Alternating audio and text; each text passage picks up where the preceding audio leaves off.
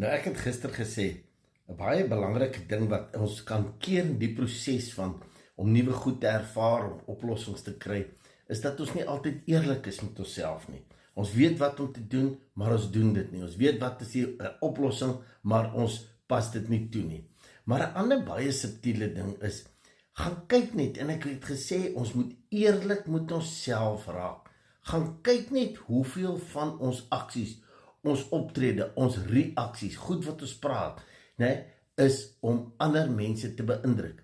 Dat ander mense se opinies het 'n invloed op ons hele lewe. En baie mense sê, ag nee, ek steur my nie aan ander mense nie.